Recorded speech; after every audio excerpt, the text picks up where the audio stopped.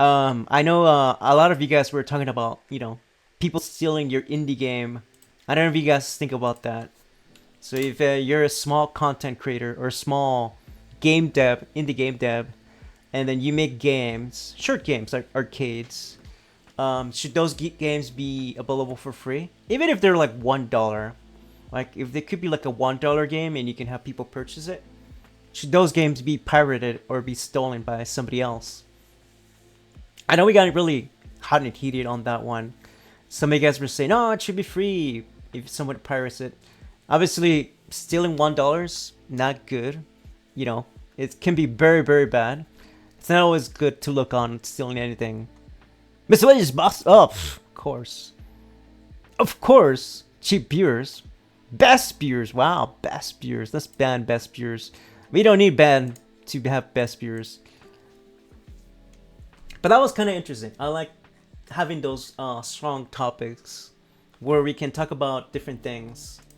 And I think it's good to kind of like kind of relate into weird topics like that, where we can get into heated debate on things. Not friendly, of course, right? No one's gonna like beat each other up over it. But I think it's good to kind of get like a different perspective, like what everybody thinks about it. Um, and like I said, there's a lot of people out there that want free things. I don't think some things should be free. I think you still need to pay for things that you don't own. They're like, we shouldn't have ownership of anything. That's not good either. You should be able to be owners of something. Let's see. Let's do that. Like I said, I was a homeowner. I am a homeowner, right? And I would like to continue being a homeowner. Let's do this. Connect it there. And then last one here. Perfect. There we go. We'll do something like this. And then I'll probably do like another archway here. And then like a door here. I think that will be set up nice and neat. T-split. We can rotate it this way. Positive 90. Like that. And that way it should set up nice and neat. Hopefully I'm not losing any of you guys, because I know this stuff can be weird and complicated. That should be good. 0.6. Z-axis? That's okay. This is an okay Z-axis. We can connect it that way. Parsing is going to happen no matter what. It sucks for sure, but it's gonna happen. Someone smart needs to figure out some kind of authenticity for copies, I guess. I think there's a lot of authenticity for piracy. There's a lot of things available if someone's gonna pirate a game. I know we were talking about like securing, like doing sort of secure saves and stuff like that. It's kind of like hard in that sense. People are very creative in a way. They know how to like break through codes. They know how to like use certain things. And oftentimes, if your game is like maybe $1, it's not really worth, or $3 or $6 or whatever it may be. Most of the times, indie games like that don't really consider using some sort of code or any sort of piracy protection. It could be expensive, so I think it can be a little bit of a pain. Now, maybe if there was like an AI sort of piracy, maybe that could help too, right? Anti-piracy. But obviously, there could be a vice versa, an AI piracy. So I think that's what makes it difficult to kind of protect your games. I think morally, stealing anything is bad, but I think it's just there should be some sort of like a, some sort of, I guess, moral code high around, I guess. And obviously donations do help, right? Donations, kind of like Patreon, that sort of thing. They obviously help. If you steal the game, you cover them in barbecue sauce, stick them on an oven, then heat them after they're well done. And that's how you deal with thieves. You'll know you don't have to worry about and then stealing again. And then you just eat them in the game. There you go. Exactly. You can eat them in the game. There you go. See, there's a simple solution right there. You just eat them. You put them in the barbecue, and then you kind of like grill them, and you're set. There's your piracy done. Of course, it's not the way. All right. There's always going to be different ways of dealing about it. The way I see it, when it comes to indie games, like, it could be $7 games, $6 games, whatever it is, made by an indie game dev. Obviously, you want to support if you have the money. If you don't have money, don't even bother stealing it. Alright, either way, more piracy is gonna be for bigger games, kind of like a GTA 6 or something. Why are you gonna pirate something that's like, maybe not too many people are gonna be either way playing? I know Ultra Kill. I don't know if you guys ever heard of Ultra Kill. There's this game that came out, like a 3D, like a Doom-like, sort of like a first-person shooter, like the game I'm making. Some very similar in that aspect. They mentioned that somebody tried to pirate their game, and they said, "Oh, it's okay. I'll let them pirate it. It's not a big deal. It's kind of like a good cover for me, right? It's kind of like publicity for me." So they took more of a okay, whatever, more of a humble approach, which I think is good. I don't think, in my case, if I had a game like that, I would like, oh, it's one guy out of other purchases.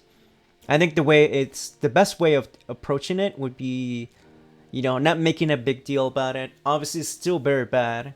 I'm not gonna send him to jail or anything, but it's still kind of like something moral that you shouldn't do. Like just think of all the, we're the small guys, right? We're the small guys.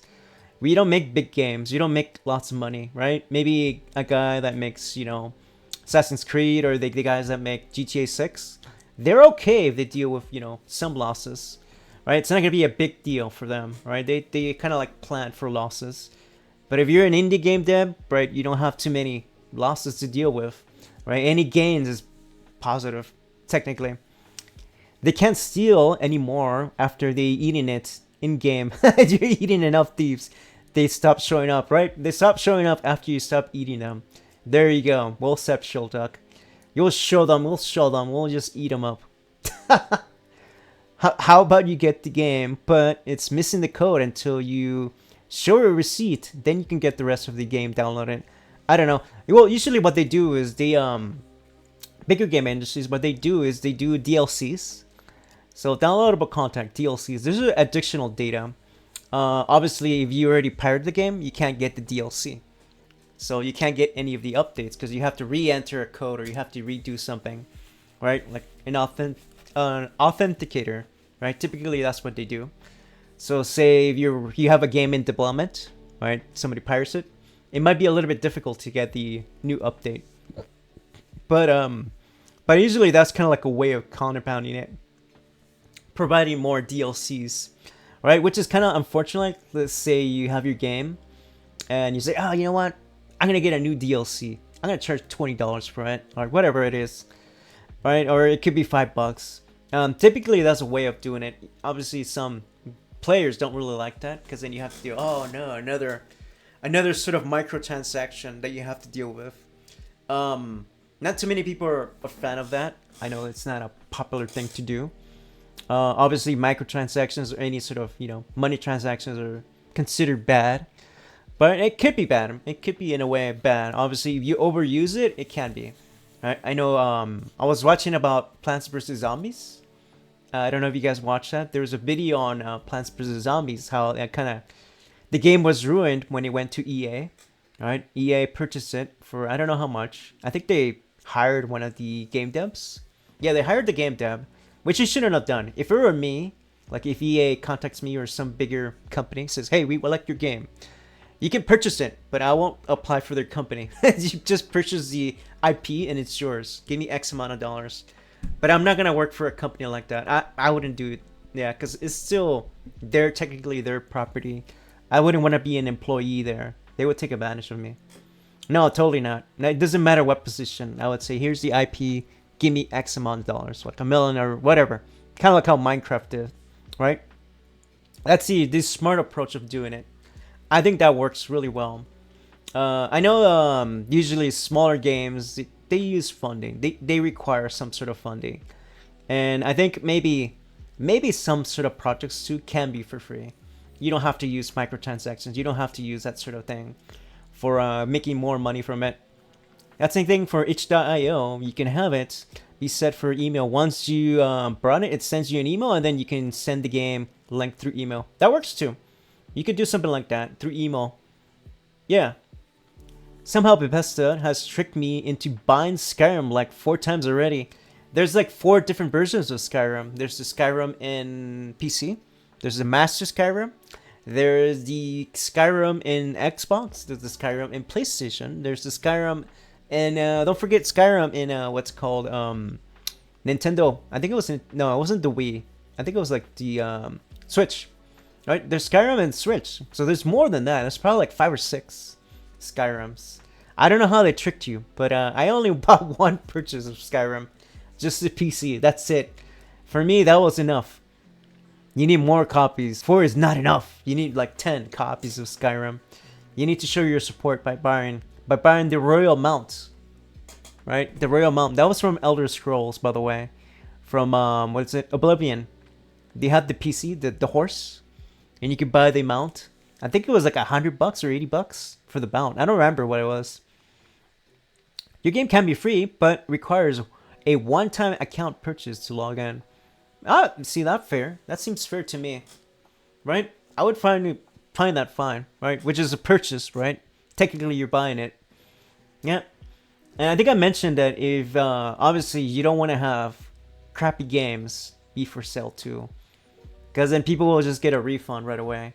I mean, it's kind of like a way of Steam combating that era of people making short games, like crappy short games. You have that 2-hour time limit. I know some of you guys kind of came up with your own idea of how to get players to play longer than 2 hours, right? And then so that way they can't do the refund. Kind of lock them out. But then it becomes a live service game. Yeah, you have to do a live service, or you have to do something else. There's always a catch, right? There's always a catch of something. I know free games, like I was telling you guys, free games are fine. You can do like mini free games in arcades. I think ads are good to some extent, obviously. You don't want to have huge ads. You can do it on your own website. That helps if you want to make a little bit of cash. If not, like I said, donations. Donations are a great way, right? You want to do a free game or you want to make just free games?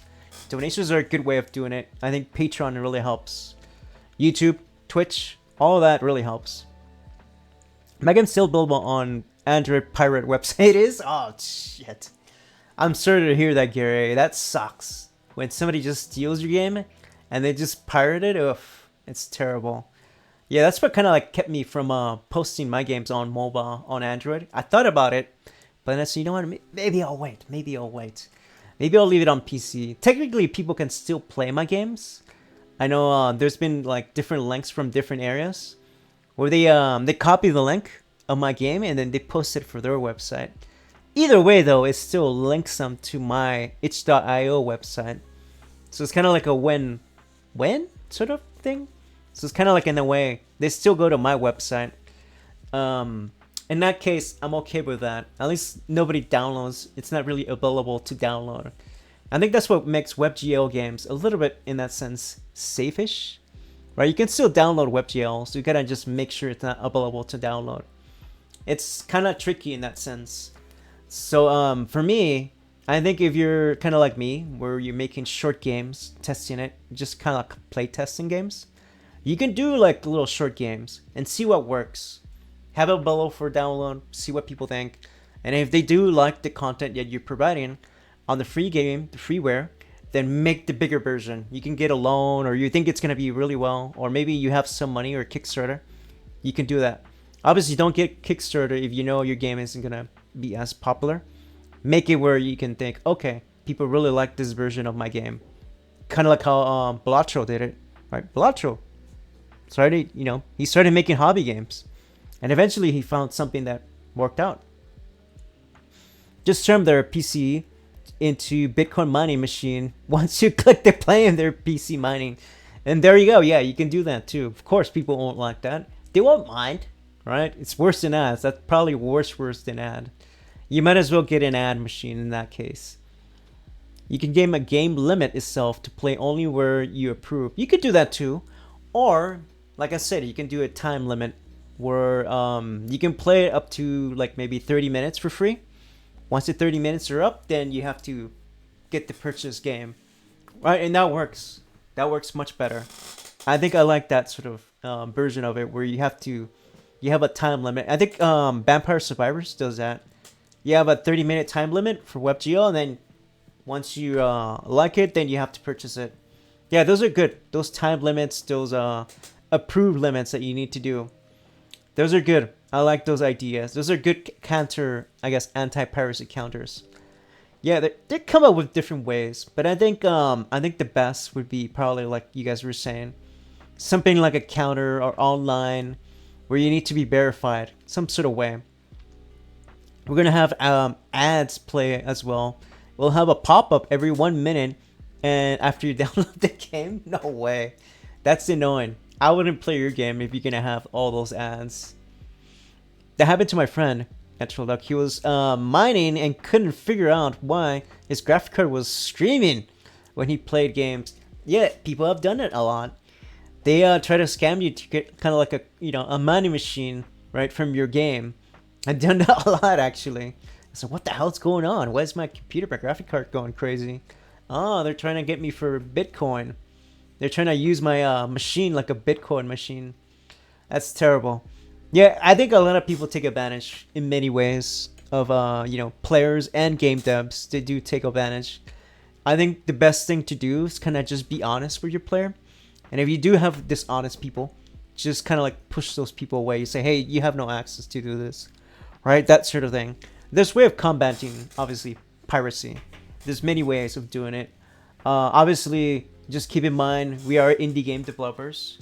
We're not big corporations. We have some sort of funding that we need to deal with, right? And that said, if you want to support an indie game, maybe he makes free games, or maybe he makes short games, and yeah, support it in Patreon, donate, because I do.